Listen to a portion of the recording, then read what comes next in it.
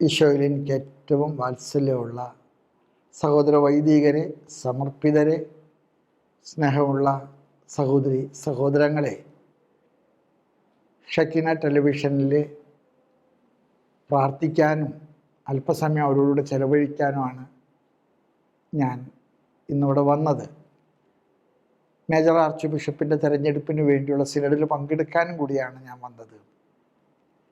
Santhosh brother എന്നോട് പറഞ്ഞു, പിതാവേ, സിനഡിൻ്റെ പ്രാധാന്യത്തെക്കുറിച്ചും തിരഞ്ഞെടുപ്പിൻ്റെ ആവശ്യത്തിലെ പരിശുദ്ധാത്മാവിൻ്റെ ഇടപെടലിനെ കുറിച്ചും പിതാവ് ജനങ്ങളോട് സംസാരിക്കണമെന്ന്. ഞാൻ ഈ ഹ്രസ്വമായിട്ടുള്ള വീഡിയോ നിങ്ങളോട് പങ്കുവെക്കുന്നത് ഷക്കീനയിലൂടെ നിങ്ങളെല്ലാവരും പ്രാർത്ഥിക്കണം. കർത്താവിൻ്റെ ഉത്ഥാനത്തിന് ശേഷം പന്തക്കുസ്ത വരെ ശിഷ്യന്മാർ സഹ്യോൻ ഊട്ടുശാലയിലെ പരിശുദ്ധ അമ്മയുടെ മാധ്യസ്ഥത്തിൽ പ്രാർത്ഥിച്ചു. കർത്താവിൻ്റെ വാക്കുകളനുസരിച്ച് പരിശുദ്ധാത്മാവ് നിങ്ങളുടെ മേൽ ആവസിക്കുന്നത് വരെ നിങ്ങൾ ജെറൂസലം വിട്ടു പോകരുത്.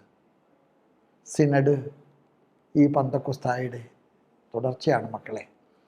അതുകൊണ്ട് സഭയുടെ വ്യത്യസ്തങ്ങളായിട്ടുള്ള പ്രതിസന്ധികൾ, സഭയുടെ മുൻപിലുള്ള സാധ്യതകളുടെ ചക്രവാളങ്ങൾ, ഇവിടെയെല്ലാം സഭയെ നയിക്കാൻ ഏറ്റവും അനുയോജ്യനായിട്ടുള്ള, ഏറ്റവും ആത്മാവിനാൽ അഭിഷിക്തനായിട്ടുള്ള ഒരു മേജർ ആർച്ച് ബിഷപ്പിനെ കണ്ടുപിടിക്കാൻ മെത്രാന്മാരുടെ സിനഡിനെ പ്രാപ്തമാക്കാൻ നിങ്ങളെല്ലാവരും പ്രാർത്ഥിക്കണം.